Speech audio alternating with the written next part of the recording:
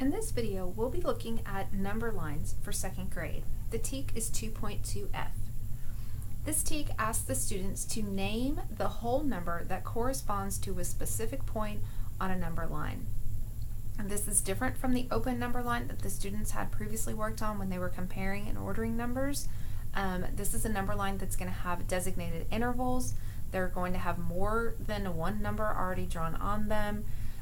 And the students are trying to find what specific number goes to a very specific point. There really is only one strategy, and that's going to be to basically find the rule of the number line. A couple things to kind of note about the number lines is to look at intervals.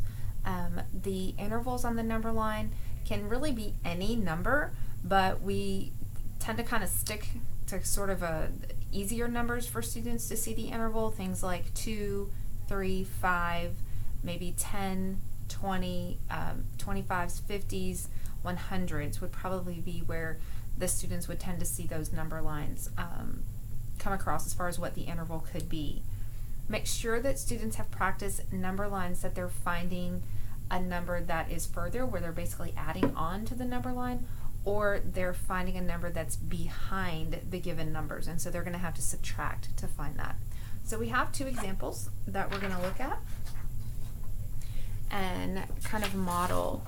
The strategy that I've used with the students is for them to find a neighbor. If it's looking for a specific point on a number line, you'll notice that there's a given interval. You can see the certain spacing, more than one number is given on the number line, but we want the students to find neighbors, two numbers that are right next to each other. So that would be 12 and 14, 14 and 16. What I would not use is 16 to 20 because there's a gap in between right here. So they're not neighbors right next door to each other. So we would have the students look, 12 to 14. How much higher did we go to get from 12 to 14? And students can do a subtraction. They can count 12, 13, 14. And so that I know that my rule was +2. And students can either mark that +2 below, or they could even mark it above, just depending on you as a teacher what your strategy is. For the purposes of the rest of this video, I'm just going to keep it below because that's where the letter is up at the top, and we just don't want to confuse anything. So as we continue going, I want to make sure that this rule works for the next set of numbers. Is 14 plus 2 going to give me 16? If 14 plus 2 gives me 16, then I can pretty much be assured, because now I've proven the rule twice. I'm going to continue to prove that rule, +2. Oh, I think my number might be 18, but I need to check to make sure that it continues to work. Is 18 plus 2 20? So I would know that the given, or the space that we're looking for, is what goes with A, and that would be the number 18. The second example just shows same thing. It's a number line, but instead of having to find out something that's getting greater where we're going to be adding, we're going to be having to subtract to go backwards.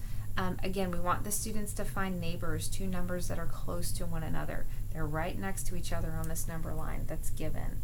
So I can look at these numbers here. Students in this one can do some noticing, wondering what you notice about the numbers. They all have 3s in the 1s place. Well, what's changing? Oh, the 10s place. How is the 10s place getting larger? Oh, it's getting larger by 1. So what's the difference between these two numbers?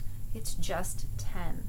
So the students could then realize that going this way, this is +10. Well, to go in this direction, my number is getting smaller by 10. So to go from here to here, I want to -10. Subtracting 10 would give me 13. Does it continue to work if I say -10 and 13 minus 10 gives me 3?